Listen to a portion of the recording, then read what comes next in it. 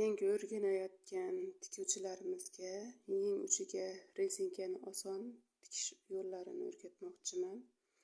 Avvalo, yeng uchini 0,5 cm kenglikda qayirib olamiz. Xuddi mana shunday. Keyin yengni o'rtasini va rezinka o'rtasini topib, zakripka qilamiz. Mana shunaqa qilib va boshini, oxirini ham zakripka qilamiz. Mana yengni mana bu tomonini ham, oxirini ham zakripka qilib oldik. Bu xuddi mana shunday kenglikda mato yaxshigina keng qoladi.